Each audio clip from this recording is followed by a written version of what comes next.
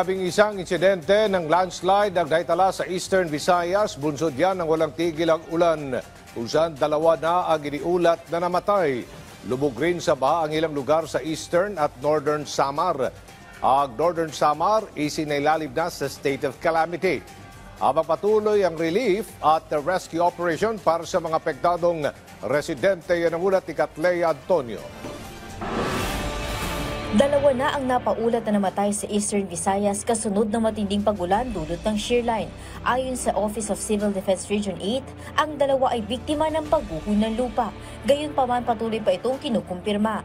Aabot na sa 11 landslide ang naitala sa rehiyon dahil sa paglambot ng lupa dulot ng tuloy-tuloy na pag-ulan. Sa bayan ng San Roque, Northern Samar, isang bahay ang bumigay. Kita sa paligid nito ang mga gumuhong lupa na dahilan ng pagbagsak ng gusali.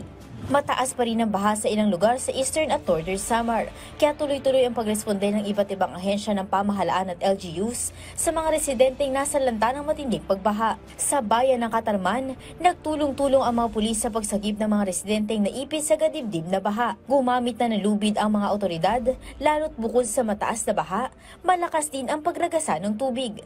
Makikita sa video na ilang residente sa barangay Ipil-Ipil ang nailikas ng mga otoridad. Sa barangay Makagtas naman, maagap at agad na nagpatupad ng rescue operations ang mga tauhan ng Philippine Coast Guard. Ilang pamilya ang ligtas na nailikas patungo sa Katarman Evacuation Center, habang walang tigil ang deployment ng emergency response team sa mga apektadong lugar.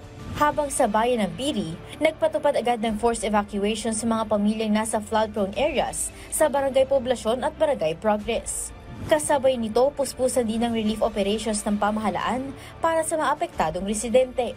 Sa bayan ng San Jose, matagumpay na ihatid ng PCG K9 Force ang mga food pack para sa nasa 70 pamilya na apektado ng baha. Binisita naman ng healthcare workers mula sa Katarman Municipal Health Office ang mga bakwit na nanatili sa Municipal Covered Court. Nagsagawa rin ng medical check-up sa mga rural health center.